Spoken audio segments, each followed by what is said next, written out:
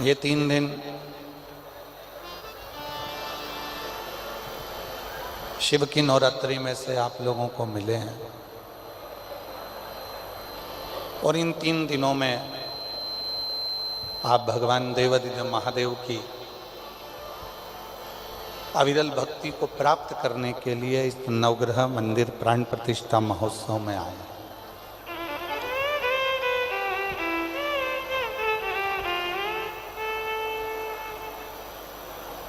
कितना कितना आप ग्रहण करते हैं, कितना आप अपनी जिंदगी में उतारते हैं, ये आपके ऊपर निर्भर करता है।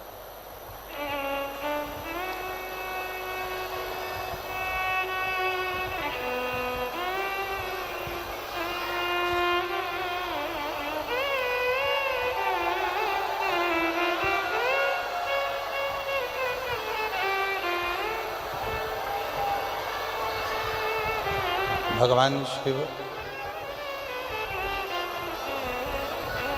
ओगढ़दानी, त्रिकालदर्शी, कैलाशी, अविनाशी, भगवान शिव की कथा कहती है कि जितना विश्वास आप देवाधिदेव महादेव पर करेंगे, जितना भरोसा आप भगवान शिव पर करेंगे, उतना शिव आपकी तकलीफों को मिटाने के लिए, दुख को मिटाने के लिए आपके दरवाजे पर खड़े मिलेंगे। उतना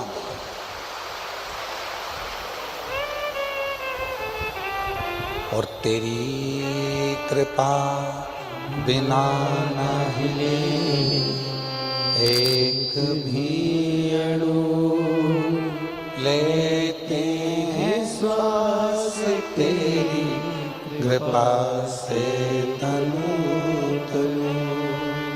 बखान क्या करूं मैं लाखों के ढेर का, चपटी भभूत में खजाना कुबेर का। हे गंगाधर मुक्ति द्वार ओंकार तू, भोले ओंकार तू, आयो शरण तिहारी शंभु तार तार तू। शिव को बेलपत्र, शिव को जल, शिव को पुष्प, शिव को धतूरा, शंकर भगवान को ये सब कुछ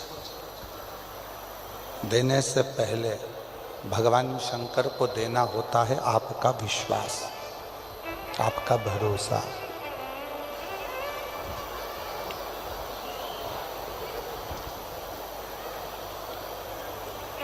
हम बेलपत्र चढ़ा रहे हैं, हम धतूरा चढ़ा रहे हैं, हम जल चढ़ा रहे हैं, सब कुछ हमने भगवान शंकर को दिया।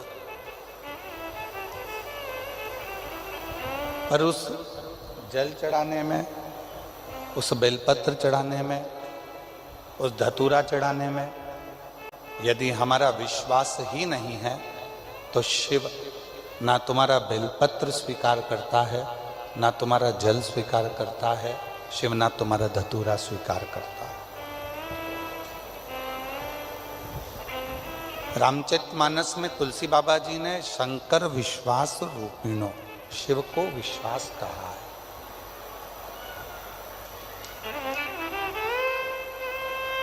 रामचरितमानस में तुलसी बाबा कहते हैं कि भगवान देवाधिदेव महादेव विश्वास का प्रतीक है। और भगवान शिव जब विश्वास का प्रतीक है, भगवान शंकर जब विश्वास का प्रतीक हैं, तो उनको क्यों ना हम विश्वास दें, हम भरोसा दें, हम दृढ़ता दें।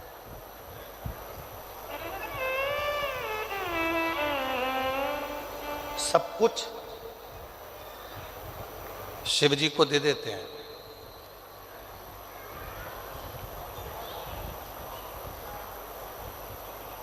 1 लाख 1.25 लाख बेलपत्र हम शंकर भगवान को चढ़ाएंगे, शिव जी खुश हो जाएंगे, भगवान शंकर प्रसन्न हो जाएंगे। हम 100 लीटर दूध चढ़ाएंगे, भगवान शंकर प्रसन्न हो जाएंगे। मैंने संकल्प लिया है कि भगवान शंकर को इतना दूंगी, शिव को प्रसन्न कर लूंगी, भगवान शंकर को प्रसन्न कर लूंगी। पर महापुराण की कथा कहती है, भगवान शंकर का पवित्र चरित्र कहता है कि शिव को ना तुम्हारा 100 लीटर दूध चाहिए, शंकर भगवान को ना तुम्हारी 1.25 लाख बेलपत्र चाहिए, शंकर भगवान को तो केवल पवित्र मन से और पूर्ण भरोसे से एक बार पंचाक्षर मंत्र नमः शिवाय कह लिया, षडाक्षर मंत्र ओम नमः शिवाय कह लिया, या श्री शिवाय नमस्तुभ्यम कह लिया, शंकर भगवान उतने में तुम्हारा कल्याण करना प्रारंभ कर देते हैं। उतने में ये स्पीकर चल रहा है, चल रहा है, स्पीकर नहीं चल रहा है, सुनो। शिव उतने में स्वीकार कर लेते हैं, भगवान शंकर उतने में स्वीकार कर लेते हैं। शिव तुम्हारे विश्वास से प्रकट होते हैं, भरोसे से। 3 दिन मिले हैं शिव महापुराण के लिए। नवग्रह भगवान की प्राण प्रतिष्ठा के अवसर, और सारे ग्रहों में 2 ग्रह ऐसे हैं, एक मंगल और एक शनि, जो व्यक्ति को देते भी खूब हैं और व्यक्ति को उसके कर्म के अनुसार उसको दंड भी बहुत देते हैं।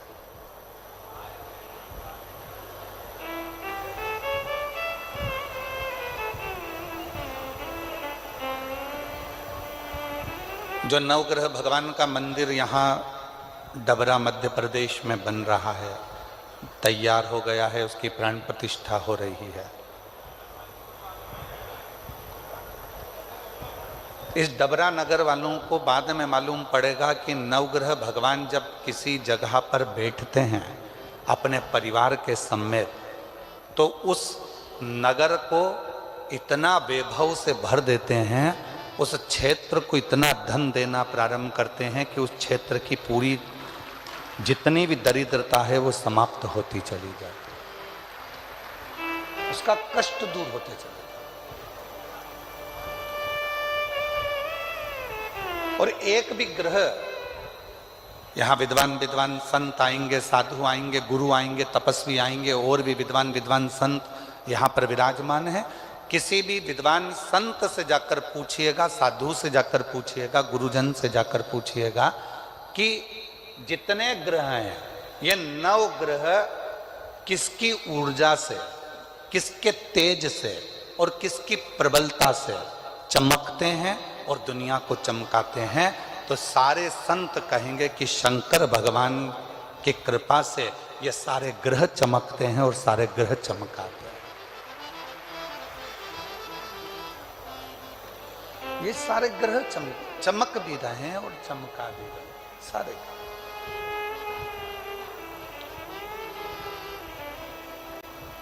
शनि भगवान को जब पांव में लचक आ गई, श्राप लग गया अपनी माता का, शिव की भक्ति करी काशी में रहकर, और शिव ने उनको स्वीकार कर लिया।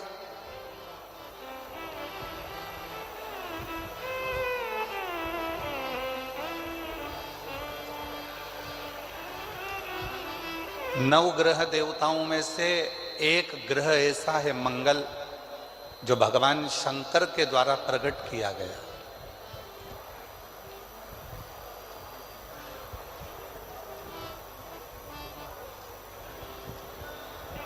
शिव के द्वारा जो प्रकट किया गया,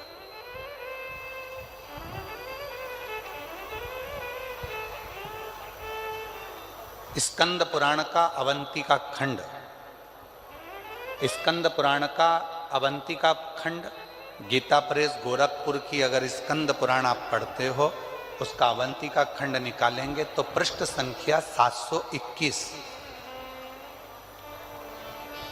स्कंद पुराण के अवंतिका खंड के गीता प्रेस गोरखपुर की अगर आप स्कंद पुराण पढ़ रहे हैं तो उसकी पृष्ठ संख्या 721 में वर्णन मिलता है अवंतिका खंड में कि एक कनक दानव हुआ।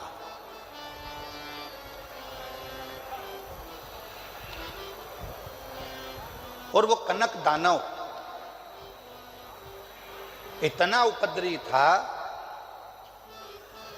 पृथ्वी को जहां जहां पर खड्डे नहीं थे वहां खड्डे कर देता था, वृक्षों को तोड़ देता था, जल को दूषित कर देता था, अग्नि को दूषित कर देता था, वायु को दूषित कर देता था। इतना कष्ट देता था वो कनक दानव कि सारे देवता परेशान हो गए।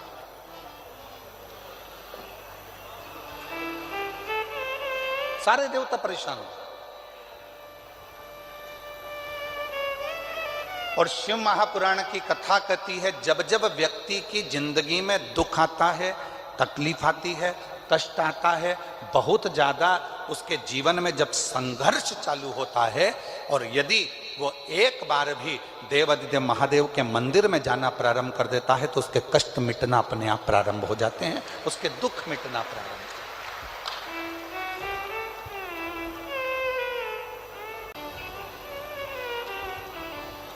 कनक दानव अवंतिका खंड स्कंद पुराण वर्णन कर रहा है। कनक दानव पृथ्वी को खोद देता है।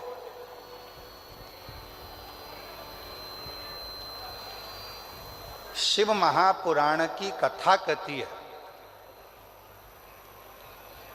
बैठे बैठे किसी किसी माताओं की, किसी किसी मेरे जीजियों की, किसी किसी मेरे जीजाओं की, बेटों की, बेटियों की आदत रहती है कि वो बैठे बैठे कोई भी चीज उठा के जमीन को खुरदते ही रहते हैं। इनके पास कोई काम नहीं रहता, बस जमीन को खुरदना।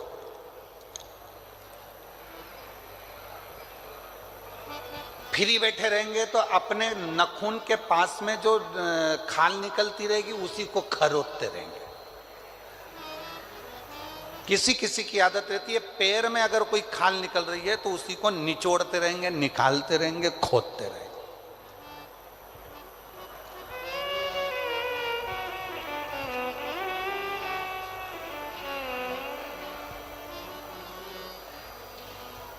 और शिव महापुराण की कथा कहती है यह अच्छी बात नहीं है।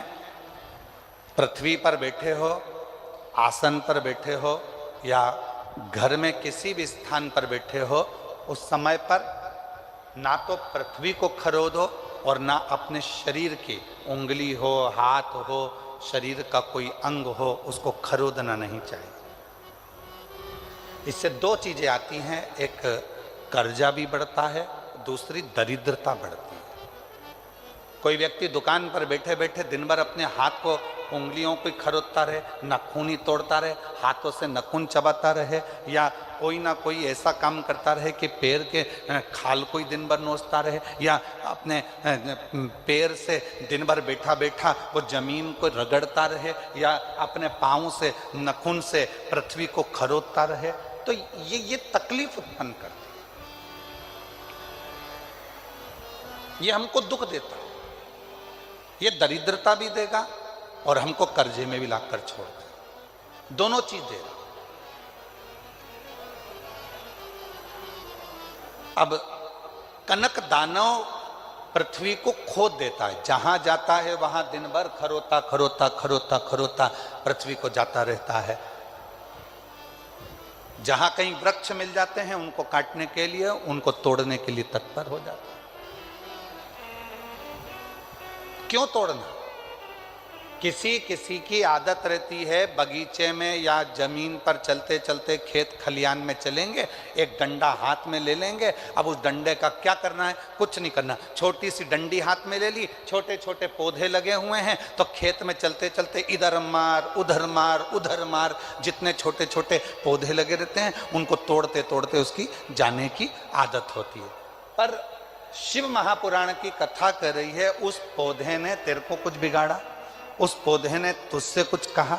वो तो एकांत में है, एक और है, साइड में है, तेरे रास्ते में भी नहीं आ रहा। मान लो तेरे रास्ते में आता तो तू उसको तोड़ते हुए जाता, चल जाता। पर किसी पौधे में डंडा मारा, किसी पौधे में हाथ मारा, किसी की पत्तियां नोची, किसी के पौधे को तुमने तोड़ तोड़ा के नचित कर दिया। ये शिव महापुराण वर्णन नहीं करती। भगवान शंकर प्रकृति के देवता हैं। शिव जी को प्रकृति का देव माना गया।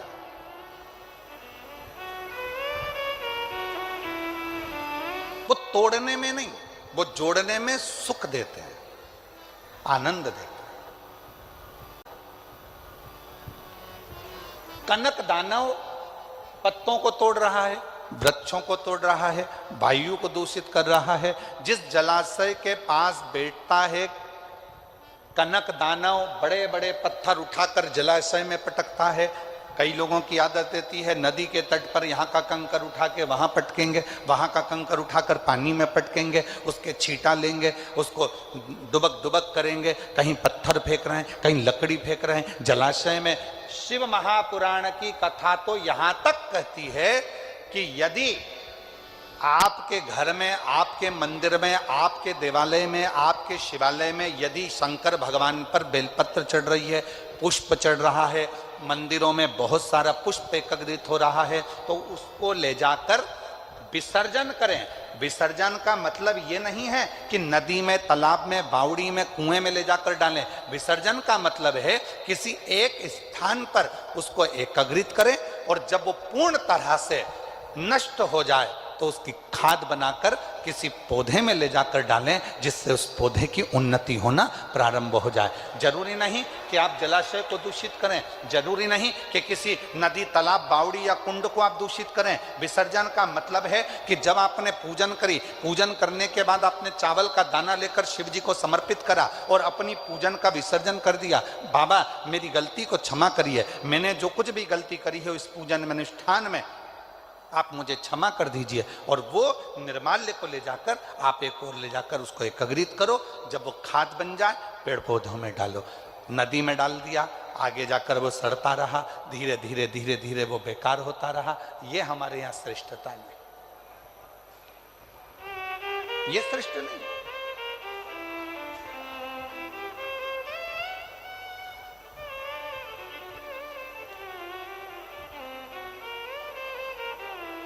कई लोगों को तो आज तक दीपदान करना भी नहीं आता। हमारा निवेदन है विष्णु पुराण को एक बार पढ़िएगा, पद्म पुराण को एक बार पढ़िएगा, और हिंदी में गीता प्रेस गोरखपुर की विष्णु पुराण लेकर आओ, पद्म पुराण लेकर आओ, कूर्म पुराण लेकर आओ, नारद पुराण लेकर आओ। जितनी पुराणे हैं उसका धीरे धीरे अध्ययन करो तो आपको दीपदान करने का फल मालूम पड़ेगा। कई लोगों के मन में आता है कि दिया जलाया और उस दिए को जलाकर पानी में छोड़ दिया तो दीपदान हो गया। शिव महापुराण की कथा कहती है कि दीप को लगाकर जल में छोड़ने की जगह घाट पर रखो। क्यों? घाट पर रखोगे और एक दीप, 1000 दीप दान कर रहे हो, उसमें से एक दीप नदी में छोड़ दो, तालाब में छोड़ दो, बावड़ी में छोड़ दो, बाकी के दीप घाट पर लगाइए। क्यों? क्योंकि घाट पर लगाए गए दीप पितरों को भी रोशनी देते हैं, पूर्वजों को भी रोशनी देते हैं, घर का वास्तु ठीक कर देते हैं, हमारे घर में कालसर्प दोष हो उसको समाप्त कर देते हैं। और घाट पर लगा हुआ दीप पितरों के पिंड दान के बराबर माना जाता है और पितरों का पिंड भी वो दीप के बल पर हो जाता है। इसलिए दीप घाट पर होना। पर कई लोगों की आदत होती है, नदी में गए हैं, अगरबत्ती, मोमबत्ती, वो कौन सा मिठाई के डब्बे ले लिए, मिठाई के डब्बे, फुलझड़ी के डब्बे इकट्ठे कर लिए। कार्तिक का महीना था, दीपदान करने गए थे, 1000 दीप बना बनाकर सारा नदी में छोड़ दिया। आगे जाकर वो कचरा इकट्ठा हो गया और पूरी नदी दूषित हो गई। उस माँ को दूषित नहीं करना है, उस माँ को शुद्ध करना। उस माता को शुद्ध कर। कनक दानव प्रकृति को नष्ट कर रहा है, और कनक दानव जब प्रकृति को नष्ट कर रहा था तब इंद्र को सूचना मिली और इंद्र ने आकर कनक दानवों से युद्ध किया। और कनक दानव से जैसे युद्ध करा तो इंद्र विजय प्राप्त नहीं कर पाए। क्यों? क्योंकि कनक दानव प्रकृति को नष्ट करने में लगा हुआ था। जितना वो प्रकृति को नष्ट करने में लगा हुआ था उतना ही वो कनक दानव पर धन,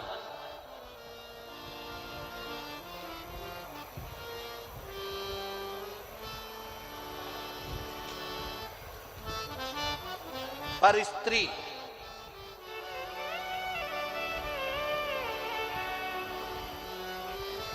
को अपना बनाकर अपने पास में रख लेता। पर धन को भी अपने पास रख रहा है, पर स्त्री को भी अपने पास रखा।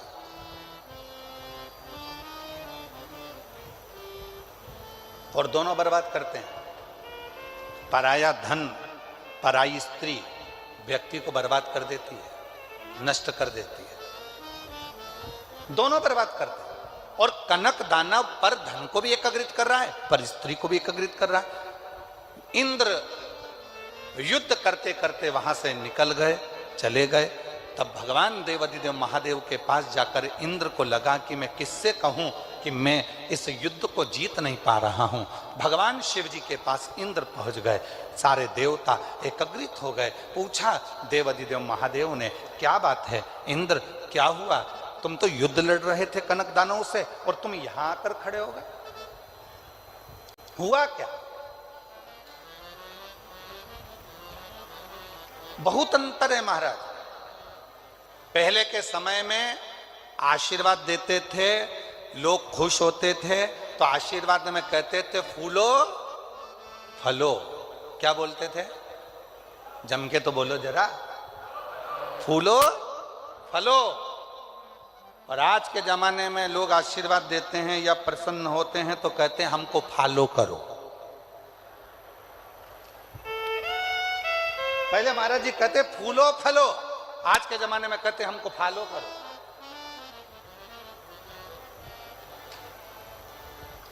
शिव कथा कह रही है, भगवान शंकर का चरित्र कह रहा है।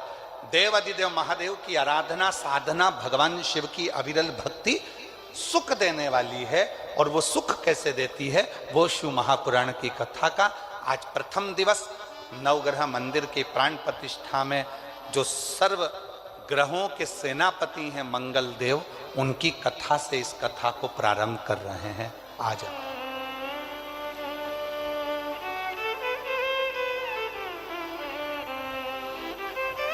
शिव कथा कह रहे हैं। और शंभु शरणे पड़ी मांगू घड़ी रे घड़ी दुख का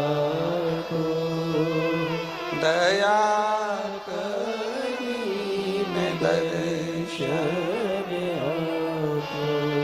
मेरी जितनी जीजियां बैठी हैं, जीजा बैठे हैं, बेटियां बैठी हैं, बेटा बैठे हैं, आपसे निवेदन है आपको जो जो लाइन भजन की याद है वो हमारे साथ में गुनगुनाया करो, जिससे लगना चाहिए कि आप अपने पिता से देवाधिदेव महादेव से बात करने के लिए आए हो, केवल बैठने के लिए नहीं। यहाँ से सुना, यहाँ से निकाल दिया, बच्चा कुचा कपड़े का झटकार दिया, उसके लिए नहीं। यहाँ से जाने के बाद 3 महीने के अंदर जो तुम बैठकर मांगो वो तुम्हारी गोदी में आए तो समझना कि तुमने शिव पुराण की कथा को श्रवण किया। शंभु शरणे मांगू घड़ी दुख दया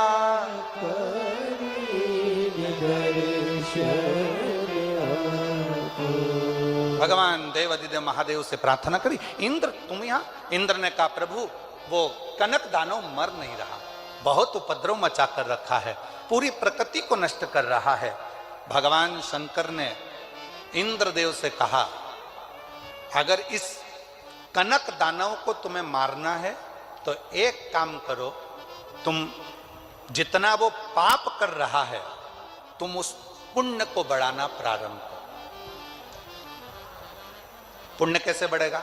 तो कहा वो पर स्त्री का अपमान करता है, पराई नारी को गलत दृष्टि से देखता है, पराई नारी को अपशब्द कहता है, आप पराई नारी को सम्मान देना प्रारंभ करो। वो पर धन को अपना मानकर उसका गलत प्रयोग करता है, आप अपने पास भगवान का दिया जो धन है उसे सत्कर्म में लगाओ, अच्छी जगह लगाओ।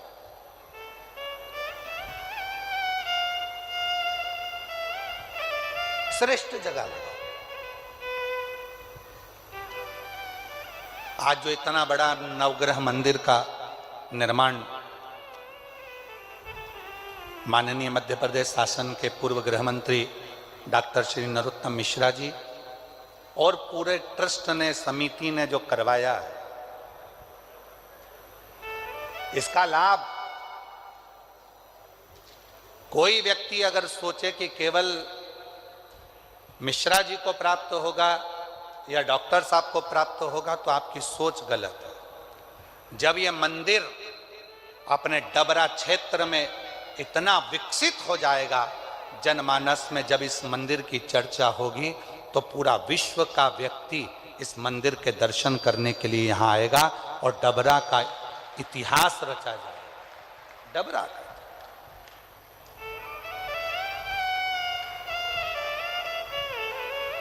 कितनों को, ए डबरावासियों, एक फैक्ट्री अगर छोटी सी बनती है तो उसमें 50, 100, 500, 200 लोगों को, 400 लोगों को, 1000 लोगों को नौकरी मिलती है।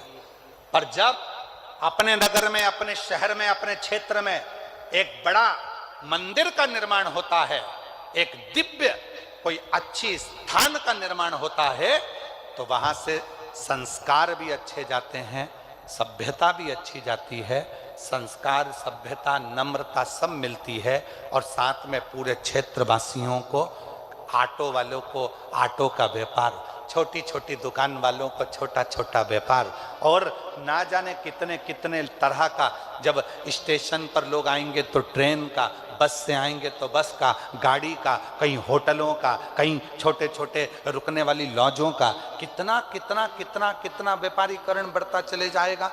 और धीरे धीरे हमारा डबरा एक दिन उन्नति की सीढ़ी पर आगे आकर खड़ा हो जाएगा। ये डबरा का आनंद है।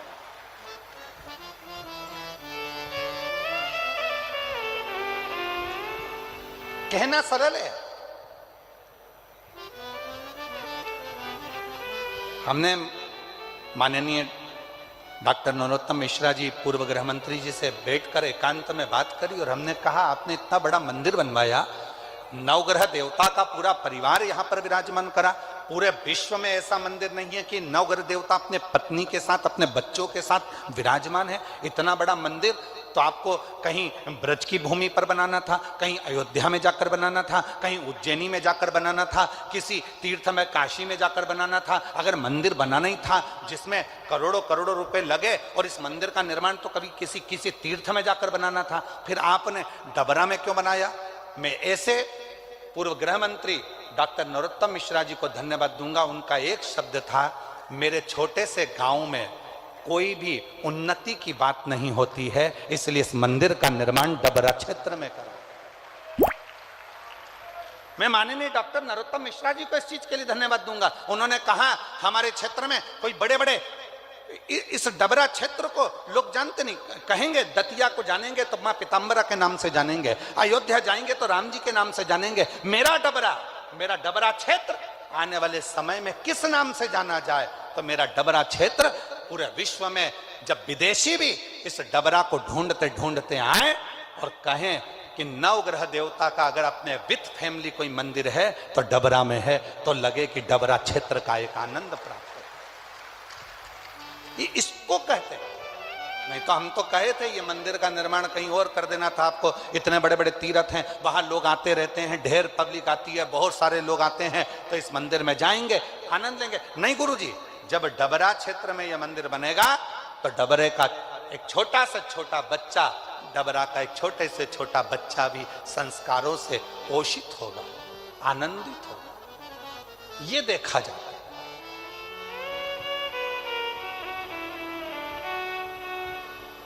ये आनंद है। इंद्र को लगा कि ये कनक दानव मरेगा कैसे, कनक दानव का अंत कैसे होगा। तो भगवान शंकर ने कहा पुण्य बढ़ा लो, अपने पुण्य कैसे बढ़ाना है। तो कहा धन जो है उसको सत्कर्म में लगाओ, पर स्त्री का पर दृष्टि ना दें, भजन का बल बढ़ाएं, भक्ति का बल बढ़ाएं, स्मरण करें, भगवत नाम का कीर्तन करें। शिव महापुराण की कथा कहती है जब कोई मनुष्य, जैसे भगवान शंकर ने इंद्र से कहा कि एक पार्थिव लिंग का निर्माण कर कर इंद्र जब तुम जल धीरे धीरे उस लिंग पर समर्पित करोगे, शिवलिंग पर चढ़ाओगे, तो तुम्हारी शक्ति प्रबल होती चली जाएगी। शिव महापुराण की कथा में विद्येश्वर संहिता में लिखा है जब एक लोटा जल लेकर कोई भगवान शंकर के मंदिर में जाकर शिव जी को जल समर्पित करना प्रारंभ करता है तो उसके अंदर एक अलग से तेज उत्पन्न होने लगता है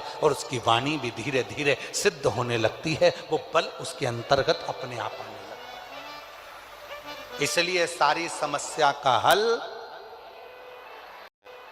जम के बोलो जरा, सारी समस्या का हल बोल बम का नारा है, श्री शिवाय। शिव को चढ़ाया गया वो एक लोटा जल हमें शक्ति उत्पन्न करता है, शंकर को चढ़ाया गया वो एक लोटा जल हमें बल उत्पन्न करता है, शिव जी को चढ़ाया गया वो एक लोटा जल हमारे जीवन में ऊर्जा उत्पन्न करता है। और कितनी ऊर्जा है महाराज। अग्नि पुराण का एक छोटा सा चरित्र है, ये कथा में बीच में हम उसको लेकर आ रहे महाराज। अग्नि पुराण का एक छोटा सा चरित्र, शंकर भगवान का एक परम भक्त था सुखदेव। अग्नि पुराण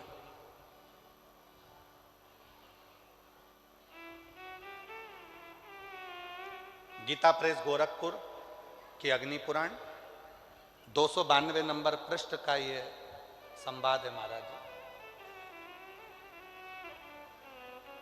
सुखदेव शिव का परम भक्त, भगवान शंकर का परम उपासक,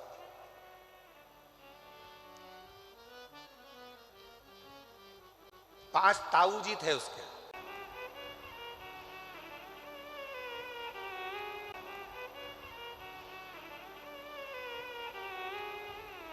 शिव की साधना सुखदेव कर रहा है, भगवान शंकर की साधना में सुखदेव लगा हुआ है। जरा कथा पर ध्यान देना, बहुत जीवन की सार्थकता सिद्ध करने वाली कथा है। 3 दिन मिले हैं इसलिए आपको कथा ही कथा देने का हम लोग प्रयास कर रहे हैं। ज्यादा दिन होते ना, 5 दिन या 7 दिन की कथा होती तो इधर उधर की बात में थोड़ा सा घुमा फिरा कर फिर तुम्हें कथा में लेकर आते। और 3 दिन में तुमको इतना बाबा झोली में भर दे, बस इतनी प्रार्थना भोलेनाथ जी से है, इतना दे दे 3 दिन में, इतना दे दे कि 3 महीने के अंदर तुम फिर कथा के पंडाल में आकर बैठ जाओ, इतनी कृपा। इसलिए कथा को ज्यादा प्रयास कर कर उस कथा को आपके बीच में लेके आए। सुखदेव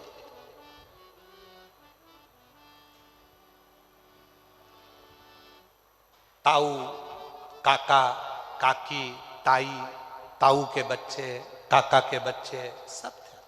सुखदेव की मां पिता के मरने के बाद मन विचलित होता था, मन विचलित। किससे? सुखदेव, उसका नियम था शिवजी के मंदिर में जाकर 1 लोटा जल चढ़ाना, मंदिर की झाड़ू लगाना, पोछा लगाना। आप में से कई मेरी बहनें हैं, कई मेरी जीजियां हैं, कई मेरे जीजा हैं, कई मेरी बेटियां बेटा हैं, कई माताएं पिता यहाँ बैठे हैं जो शंकर जी के मंदिर में जाकर झाड़ू लगाते हैं। तो दूसरा व्यक्ति आकर हंसता है, क्यों? पंडित जी है तो सही, झाड़ू लगा लेंगे, सेवादार लगा तो है, झाड़ू लगा लेगा, पोछा लगा लेगा। तुम क्यों मंदिर में सफाई करते हो? तुम क्यों मंदिर में झाड़ू लगाते हो? तुम क्यों मंदिर में जाकर पोछा झाड़ू करते हो? किसी से कुछ मत कहो। ताना देने वाले को ताना देने दो, गाली देने वाले को गाली देने दो, अपशब्द कहने वाले को अपशब्द कहने दो। आग लगे बस्ती में अपन रहो मस्ती में। क्या किसको रोइए चादर तान के सोइए, किसको किसको रोगे?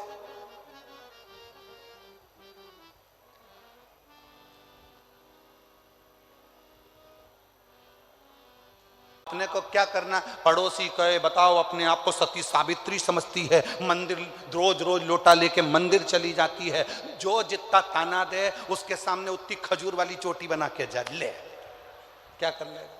जाऊंगा और जाऊंगा, जा पहुंच जाओ शिवालय।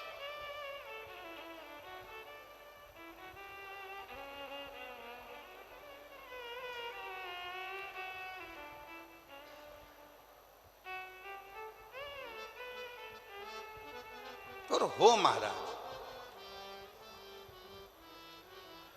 समझाना बड़ा मुश्किल है, आखिर वो दर्द समझाना बड़ा मुश्किल है, आखिर वो दर्द सच्चा दरबार लगा है, ये भोले की महफिल है, सच्चा दरबार लगा है, ये भोले की नैनों को डमरू वाले का, नैनों को काशी वाले का,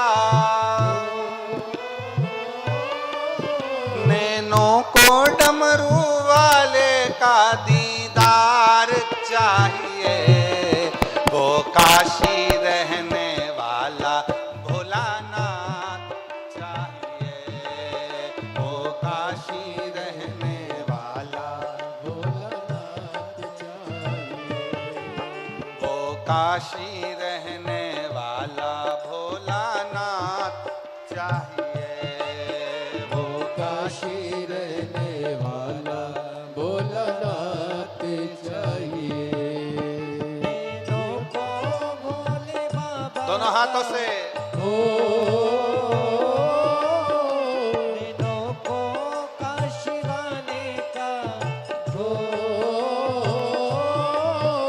दिनों को भोले बाबा का दीदार चाहिए, वो काशी रहने वाला भोलानाथ चाहिए, वो काशी रहने वाला भोलानाथ चाहिए। श्री शिवाय नमस्तुभ्यं, श्री शिवाय नमस्तुभ्यं, श्री शिवाय नमस्तुभ्यं, श्री शिवाय नमस्तुभ्यं।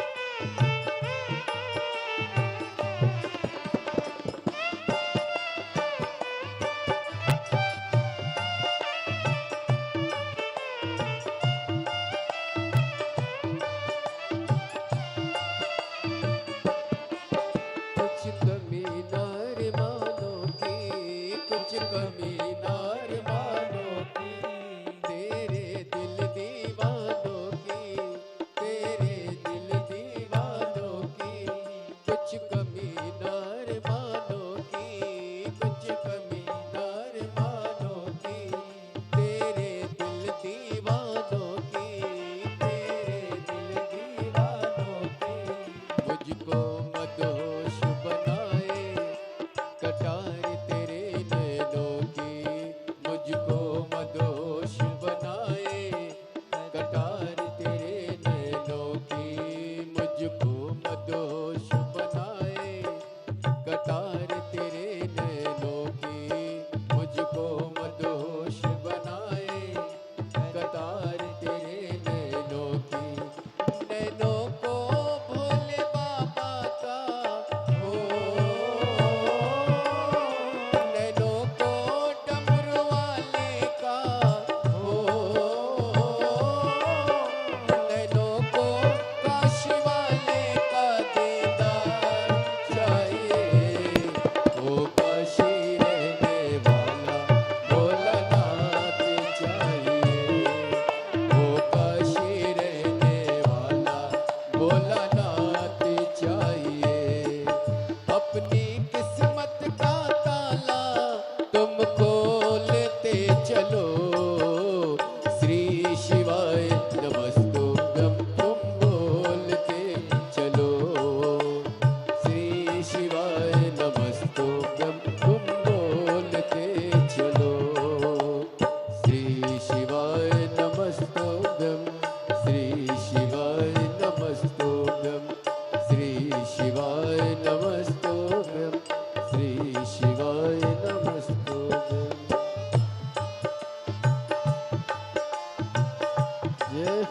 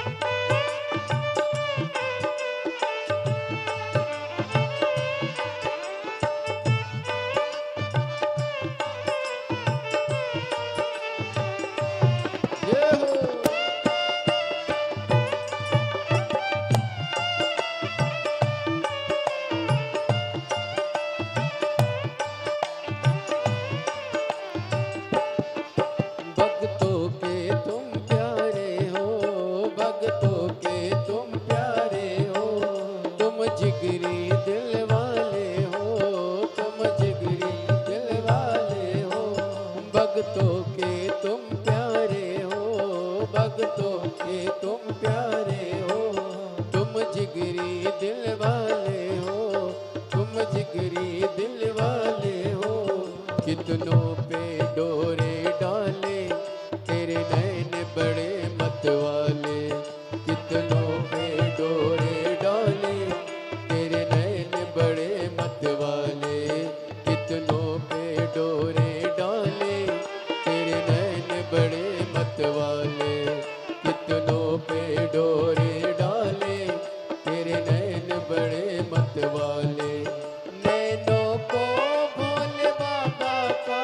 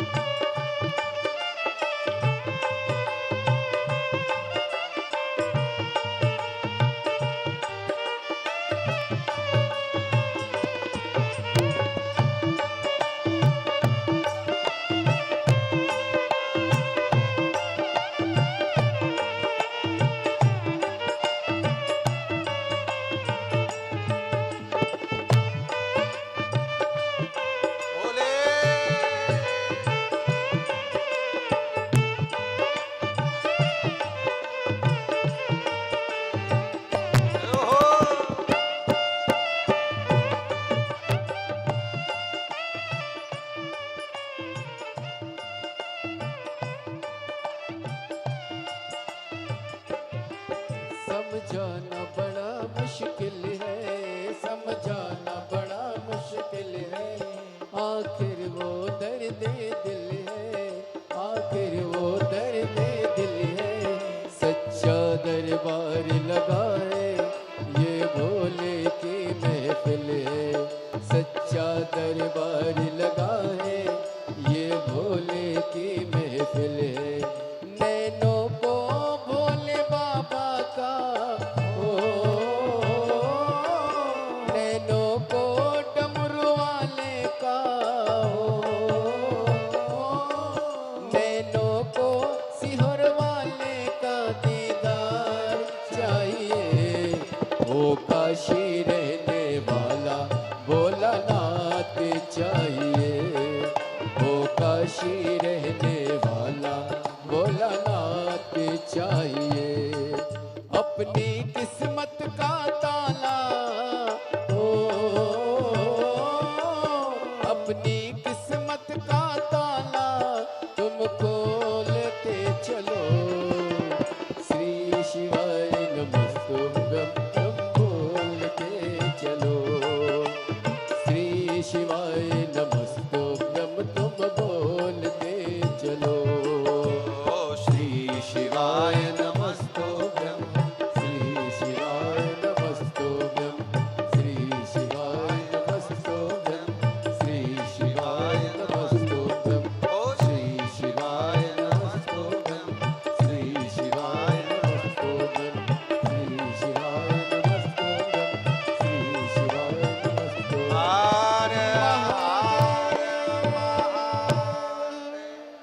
अपने स्थान पर बैठकर बाबा देव अधिदेव महादेव को अपने मन का भाव कहिए, दिल से प्रार्थना करिए, विनय करिए, निवेदन करिए, विनती करिए। बाबा को अपने मन का भाव कहिए, हृदय से प्रार्थना करो, विनय करो। और हमको मिले हैं उसको दिल से बाबा को प्रार्थना करें, विनय करें, निवेदन करें, विनती करें। साथ में जिसको आता है वो साथ में बोलेंगे, बाबा से अपने मन का भाव कहेंगे, प्रार्थना करेंगे, विनय करेंगे, निवेदन करेंगे। साथ में विनय करिएगा, साथ में बोलिएगा, विनती करिएगा। आपकी आवाज़ व्यासपीठ तक पहुँचे, व्यासपीठ की और आपकी आवाज़ भगवान देव अधिदेव महादेव तक पहुँचे, ऐसे दिल से प्रार्थना करिए, विनय करिए, निवेदन करिएगा। साथ में बोलिएगा, साथ में प्रार्थना करिएगा।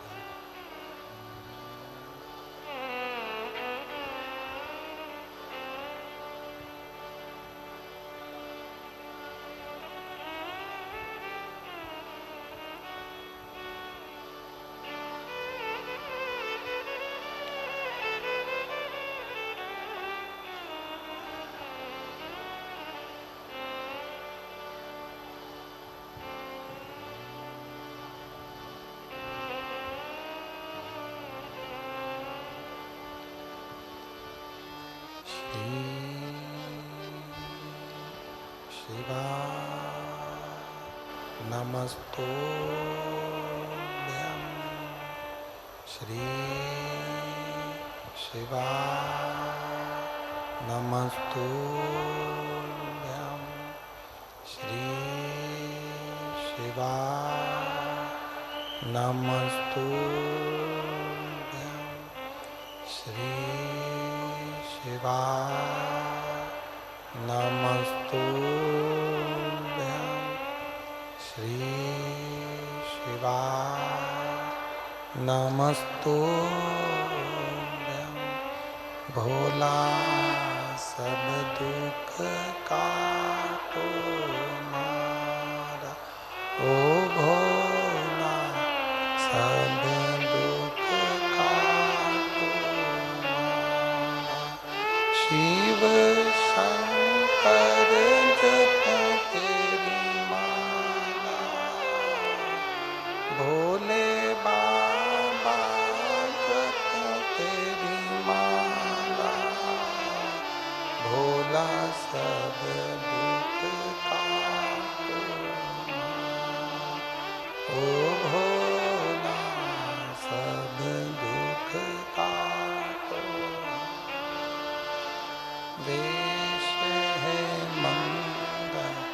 मंगलकारी देश है मंगलकारी शमशान वासी हमारा शमशान वासी हमारा ओ भोला सब दुख काटो ओ भोला सब दुख काटो।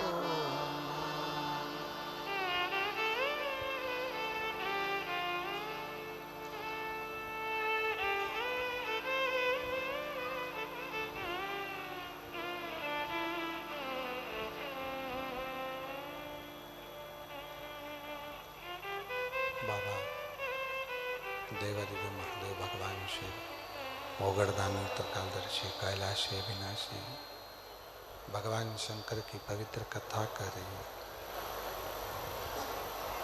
शिव महापुराण की कथा वर्णन कर रही है, शिव तत्व कह रहा है, शंकर भगवान की कथा कर रही है। अग्नि पुराण का ये सुंदर संवाद कर रहा है सुखदेव का।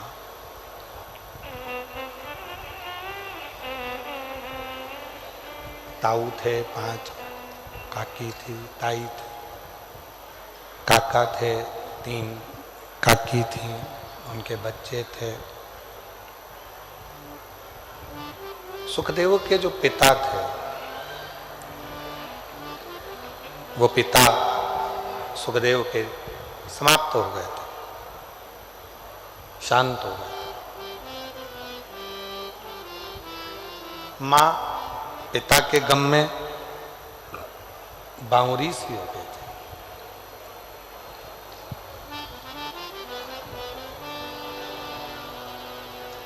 सुखदेव का नियम था कि शिवजी के मंदिर में जाकर झाड़ू लगाना, पोछा लगाना। दुनिया के लोग हंसते, दुनिया के लोग बाद में हंसते हैं, सबसे पहले अगर कोई हंसी उड़ाने वाले होते हैं तो अपने ही होते हैं।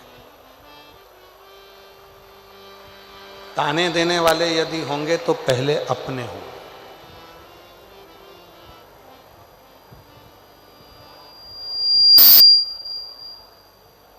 आप पर आक्षेप लगाने वाले होंगे तो अपने होंगे।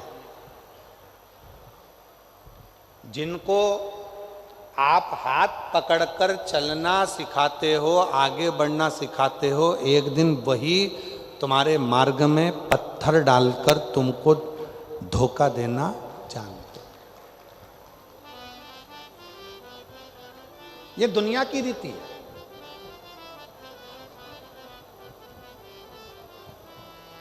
इसलिए शिव महापुराण की कथा कहती है, यदि भरोसा करना है किसी पर मत करो, भरोसा करना है तो केवल 3 पर करो।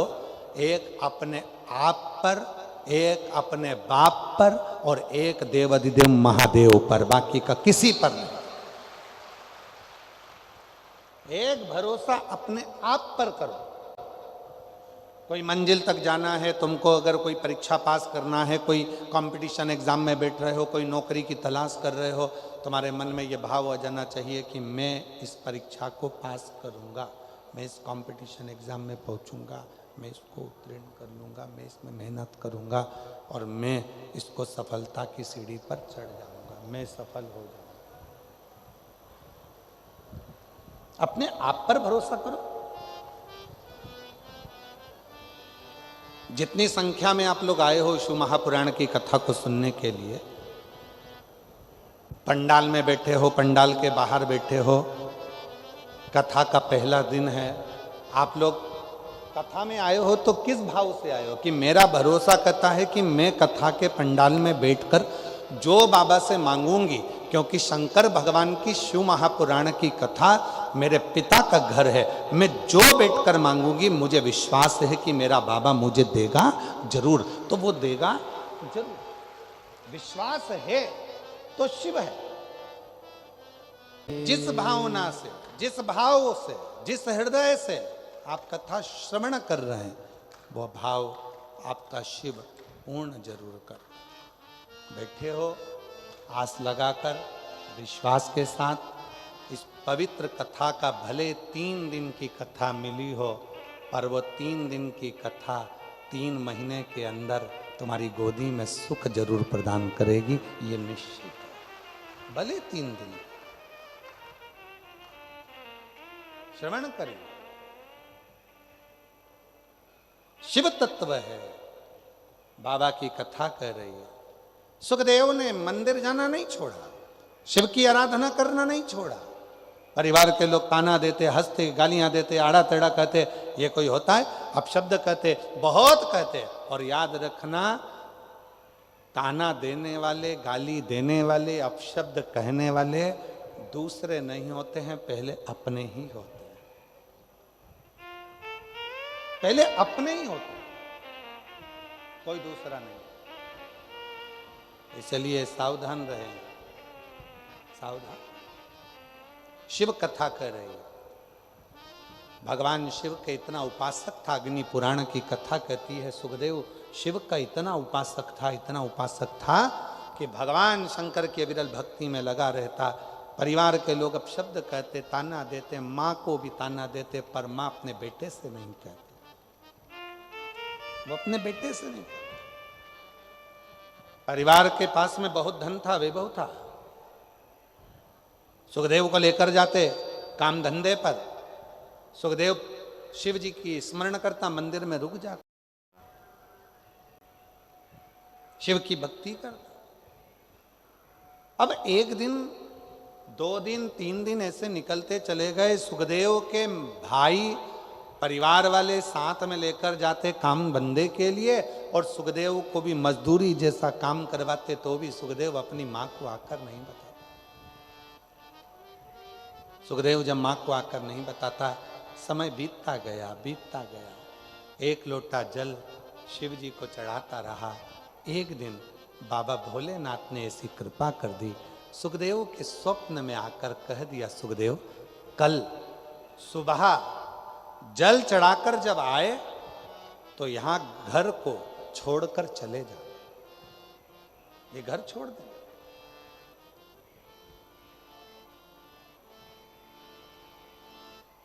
इस घर को छोड़ दे तू। सुखदेव घबरा गया। सुखदेव का नियम था शिव जी को जल चढ़ाकर उस जल को लेकर आकर अपने घर के लोगों को देना, पर घर का, परिवार का कोई सदस्य उस जल को नहीं पीता था। सुखदेव वो जल ले जाकर माँ को दे देता था, माँ उस पात्र को लेकर रख देती थी। जल लेने के बाद जो जल बचता था, सुखदेव की माँ आखिरी में उस जल को पी लेती थी, पात्र रखा रहता। समय बीतता गया। सुखदेव ने पूरे परिवार से कहा कि भोले बाबा ने रात्रि को स्वप्न में आकर कहा है कि ये मकान ध्वस्त हो जाएगा, ये घर टूट जाएगा, तुम सब छोड़कर चले जाओ। सारे परिवार वाले हंसने लगे, अरे तू तो बावरा है, तू तो पागल है, तू तो मूर्ख है, शंकर जी की भक्ति में लगा रहता है, काम धंधा कुछ सोचता नहीं है, दिन भर बस यही तेरे मन में होता है। परिवार के लोगों ने माना नहीं, पर माँ ने स्वीकार कर लिया। माँ ने कहा, बेटा क्या हो गया? माँ, शिव जी ने कहा है कि घर छोड़ दे। परिवार के लोगों को कह दिया, पर कोई छोड़ने को तैयार नहीं। माँ ने कहा, चल अपन दोनों चलते हैं। सुबह के समय पर सुखदेव ने माता को साथ लिया और तुरंत घर छोड़कर बाहर निकला ही था। निकलने के थोड़ी दूर बाद सुखदेव पुनः एक मंदिर को देखता है, और मंदिर को देखकर याद आया कि मेरा पानी का लोटा तो घर रह गया। अग्नि पुराण का ये संवाद बड़ा सुंदर संवाद है महाराज जी, अग्नि पुराण का। इसमें एक भक्त के पात्र के, जल के पात्र की भी महत्वता बताई। जल के पात्र चले गया, दौड़ कर गया, जो पानी का लोटा रखा था, पात्र रखा था, उसको लेकर आया। जैसे ही पानी का लोटा लेकर पहुंचा, थोड़ी देर बाद घर पूरा की पूरा ध्वस्त हो गया, जमीन में गिर गया, पूरा की पूरा जल में मग्न हो गया और पूरा घर डूब गया। जैसे ही डूबा, नेत्रों से जल बहने लगा सुखदेव के। सुखदेव, अग्नि पुराण कहती है जो भगवान शिव को जल चढ़ाने वाला भक्त होता है, शिव उस भक्त को बचाने के लिए अपना सर्वस्व निछावर कर देते हैं। ऐसे देवाधिदेव महादेव। बोल बम का नारा है, अच्छी जम के बोलो जरा, बोल बम का नारा है, हार हार महादेव शिव है। और कितनी बड़ी कृपा, जब तक शंकर जी के चढ़ाने वाले लोटा भी घर के अंदर था, तब तक उस घर का एक अंश भी भूमि पर नहीं गिरा। जैसे ही लोटा बाहर निकला और वो घर भी पृथ्वी पर गिर गया। शिव महापुराण की कथा कहती है, कभी अपने अंदर ये अहंकार उत्पन्न मत करना कि मैं चला रहा हूं, मैं कर रहा हूं, मैं करा रहा हूं। शिव महापुराण की कथा कहती है, वो तो कहीं ना कहीं कोई भक्त आपके परिवार में, कोई शंकर जी को एक लोटा जल चढ़ाने वाला कोई शिव भक्त आपके परिवार में, आपके घर में रहता है। कोई लोटा जो रोज शिव के मंदिर जाता है, जल चढ़ाकर घर के अंदर आ जाता है, वो जल का पात्र तुम्हारे घर के अंदर रखा है। इसलिए तुम्हारा घर मेरे भोले बाबा ने सुरक्षित रखा है, शिव की कृपा से श्रेष्ठ रखा। ये उसकी उदाहरण, ये उसकी करुणा, ये उसकी दया।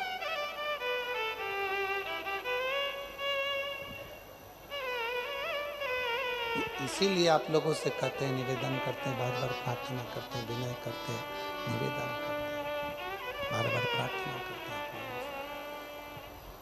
कि शिव के प्रति समर्पण का भाव जितना होगा, भगवान शंकर के प्रति समर्पण का भाव जितना होगा, शंकर के प्रति जितना समर्पण का भाव होगा, उतना जीवन सुखी होगा। ऐसे दयालु नाथ से रिश्ता बनाइए, बोलो बोलो, ऐसे दयालु नाथ से रिश्ता बनाइए।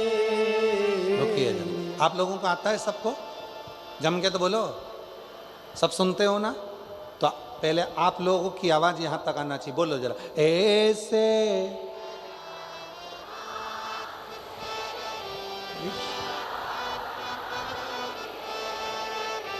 मिलता आपको जो कुछ भी चाहिए, मिलता जो कुछ भी, ऐसा करिश्मा होगा जो हुआ कभी नहीं, ऐसा करिश्मा होगा जो हुआ कभी नहीं। मांगा है भोलेनाथ से वरदान एक ही, मांगा है भोलेनाथ से वरदान एक ही। तेरी कृपा बनी रहे जब तक है जिंदगी, तेरी कृपा बनी रहे जब तक है जिंदगी। भगवान से केवल एक वर मांगो कि तेरी करुणा, तेरी दया, तेरी कृपा बने। हमने सोचा था 3 दिन की कथा है, इतने पत्र आएंगे नहीं, पर पहले दिन की कथा में इतने पत्र आ गए कि कुछ ही पत्र हम पढ़ पाए। शिव कृपा। स्कंद पुराण का अवंतिका खंड का पृष्ठ संख्या 721 गीता प्रेस गोरखपुर का स्कंद पुराण कह रहा है। स्कंद पुराण की कथा कर रही है, भगवान शंकर के पास इंद्रदेव गए और जाकर निवेदन करा, ये कनक दानव नहीं मरता। शिव जी की पूजन का वृतांत तो स्वयं शिव कह रहे, स्वयं शिव। 3 शिवलिंग है।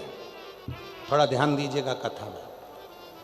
जो बेटा बेटी कहते हैं कि मुझे सफलता नहीं मिल रही, जो दुनिया के लोग कहते हैं मैं असफल हो रहा हूं, मुझे सफलता नहीं मिल रही, 3 शिवलिंग का वर्णन किया गया। पहले नंबर पर है लाल मट्टी के शिवलिंग का।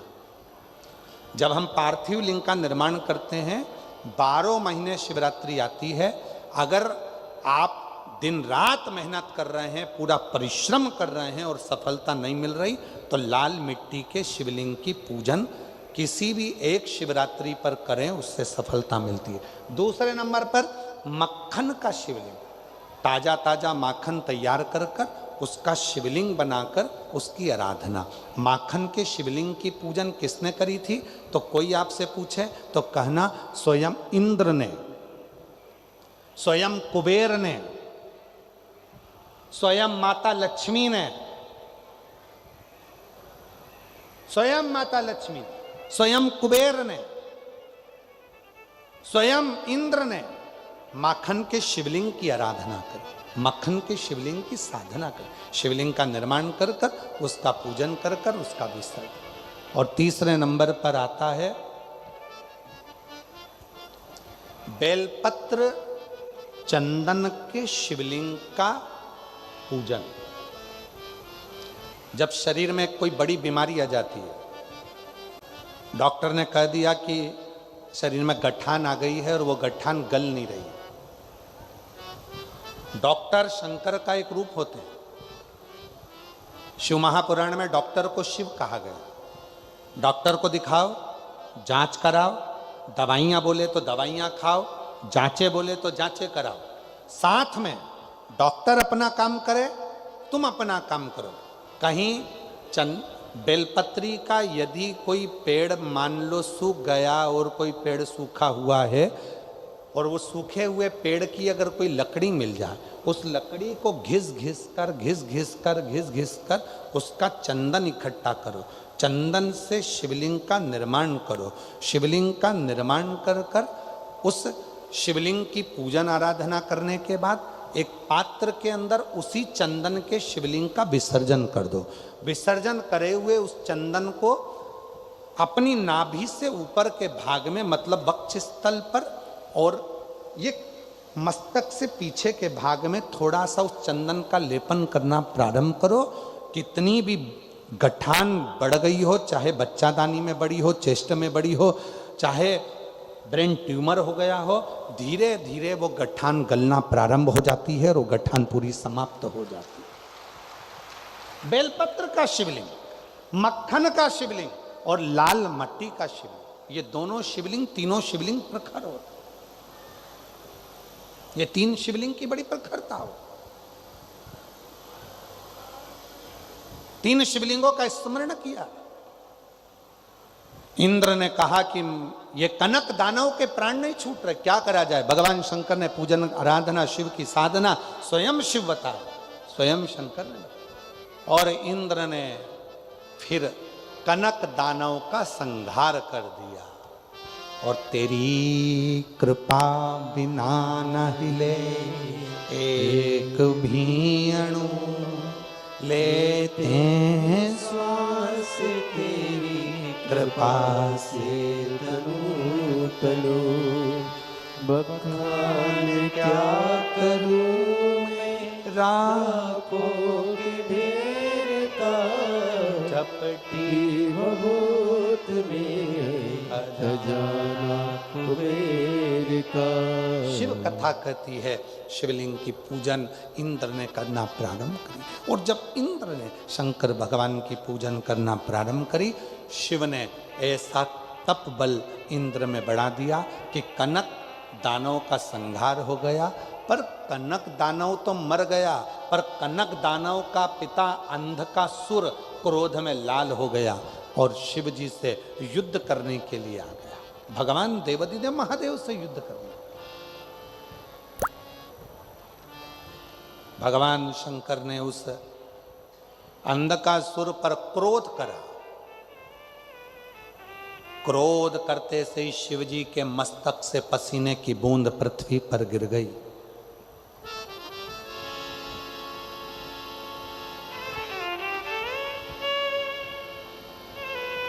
और अंगारे की तरह लाल, एकदम धधकता हुआ लाल एक बच्चा पृथ्वी से प्रकट हुआ, जिसका नाम मंगल रखा। मंगल, नौ ग्रह में एक मंगल ग्रह ऐसा है जो भगवान शिव के पसीने के द्वारा, शिव के द्वारा प्रकट हुआ है, जिसको शंकर का ही अंश माना गया है। इसलिए शिवजी ने उसका नाम अंगारेश्वर रखा है। नवग्रह मंदिर डबरा में, नवग्रह मंदिर के उस पावन प्रांगण में जब आप मंगल ग्रह का दर्शन करेंगे तो केवल वो मंगल ग्रह नहीं है, शंकर भगवान का स्वरूप अंगारेश्वर महादेव है। अंगारेश्वर केवल मंगल ग्रह।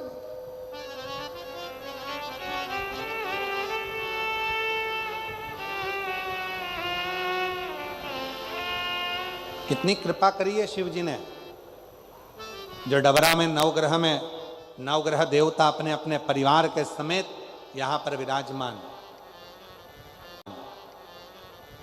और कितनी कृपा करी है भगवान भोलेनाथ ने स्वयं मंगल ग्रह उन नवग्रह देवता के जो सेनापति के रूप में विराजित हो रहे।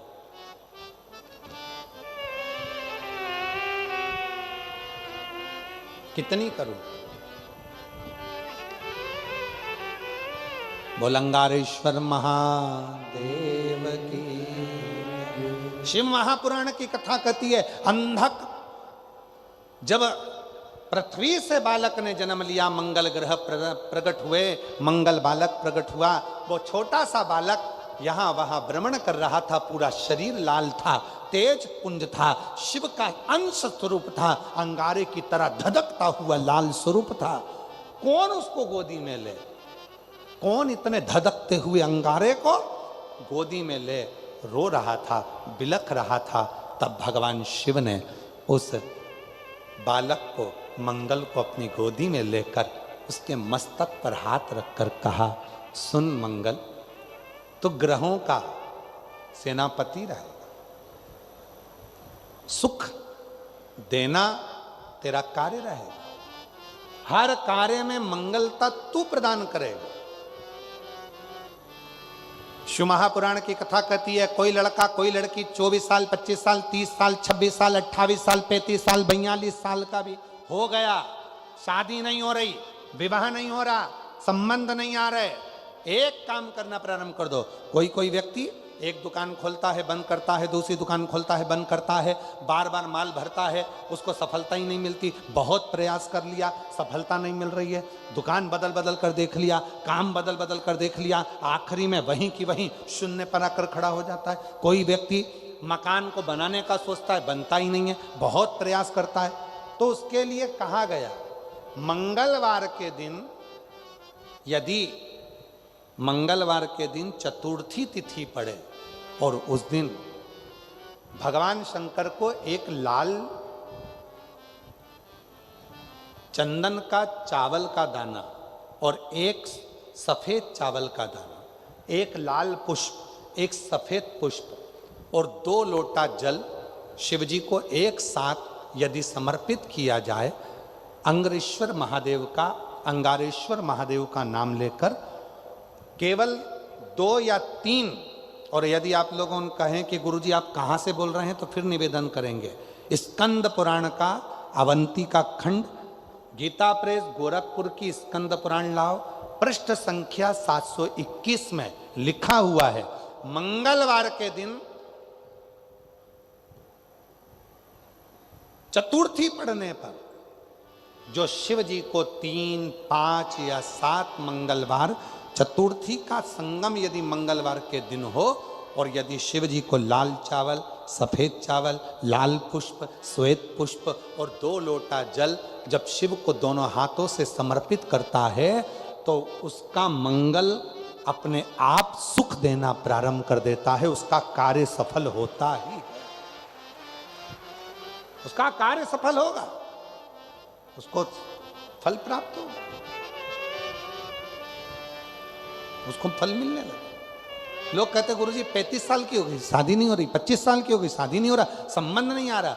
मंगलवार के दिन चतुर्थी पड़े, उस दिन एक लाल चंदन का चावल, एक दाना चावल का, एक दाना सफेद चावल का और एक लाल चावल का दाना लेकर जाओ, 2 पुष्प लेकर जाओ, 2 लोटे जल लेकर जाओ, शिव जी को पहले चावल समर्पित करो, पुष्प समर्पित करो, फिर धीरे धीरे दोनों लोटे से जल से उसको चढ़ाना प्रारंभ करें। शिव को अर्घ बड़े भाव से जब जल चढ़ाएंगे, 2-3 मंगलवार, यदि चतुर्थी जुड़े हुए मंगलवार में, मतलब मंगलवार की चतुर्थी पढ़ना चाहिए, चतुर्थी के दिन मंगलवार पढ़ना चाहिए। जो जुड़े हुए समय पर कर लेता है, बाबा देव अधिदेव महादेव की कृपा से ऐसा हो ही नहीं सकता कि उसका विवाह ना हो। विवाह होता जरूर है और कार्य में उन्नति जरूर होती, सफलता जरूर।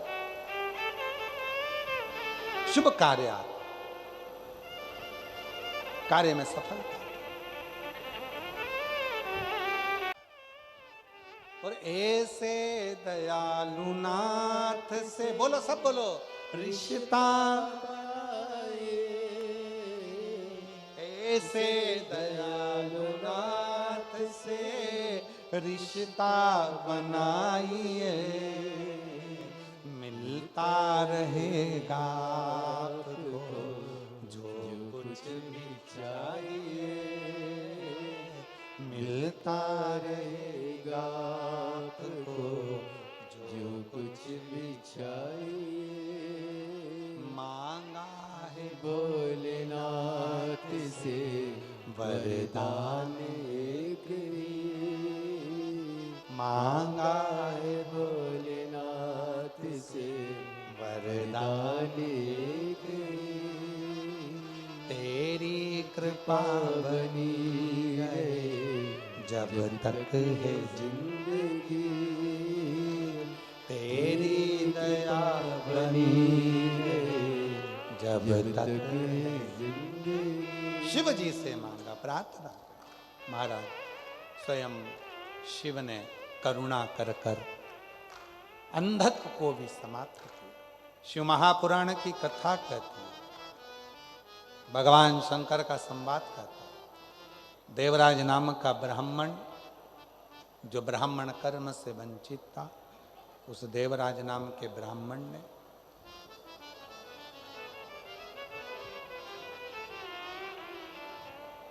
चोरी का धन ले जाकर शिव मंदिर में बैठकर कथा का रस तत्व ग्रहण कर लिया। आ जाइए, आ जाओ, शिव तत्व को श्रवण करो। शिव से प्रार्थना। देवराज नाम के ब्राह्मण टूटे हुए शिवालय में जाकर शिव कथा को श्रवण करते। भगवान शंकर की कृपा, करुणा, उदारता से देवराज ब्राह्मण के जब प्राण छूटते हैं तो शिव नंदी लेकर आते, नंदी पर बिठा कर ले जाते। देखिए, देवराज नाम के ब्राह्मण की जो मां थी, शिव के मंदिर में जाकर लोटा भर जल चढ़ाती थी। उसका फल ये मिला कि देवराज अंत क्षण में शंकर की शरणागति में चला, अंत में शिव की शरणागति में चला। शिव कथा कर रही है, भगवान शंकर का संवाद कर। एक बिंदुक नाम का ब्राह्मण, जिनकी धर्म पत्नी का नाम चंचूला देवी, प्राण छूटने के बाद प्रेत योनि में पड़ गया था, मोक्ष नहीं हो रहा था। पत्नी काशी यात्रा को जाती है और काशी यात्रा में जाते जाते धर्म पत्नी शिव की कथा को श्रवण कर लेती है। प्राण छूटते हैं तो मां जगत जननी पार्वती की सहेली बन जाती है। जब मां जगत जननी पार्वती की सहेली बन गई, मौन होकर बैठी रहती है तो मां पूछती है, चंचुला क्या हुआ? चंचुला कहती है, मेरे पति को मुक्ति नहीं मिली। कथा सुन। किससे सुन? देवऋषि नारद जी को श्राप लगा था कि एक जगह नहीं बैठ सकते, तो कथा कौन सुनाए? तुम रुका जी के पास जा। तुम रुका जी शिव महापुराण की कथा को श्रवण कराएं तो तुम रुका जी ने कहा, यजमान कौन बने? पुराण की कथा चाहे 5 दिन की हो, शिव महापुराण की कथा चाहे 7 दिन की हो, शिव महापुराण की कथा चाहे 9 दिन की हो, शिव महापुराण की कथा चाहे 1 महीने की हो, कथा उतना ही फल देती है जितने 7 दिन में दे, 5 दिन में दे, 3 दिन में दे, 1 दिन में दे, चाहे 1 महीने में दे, फल उतना ही देती, उतना ही फल देती।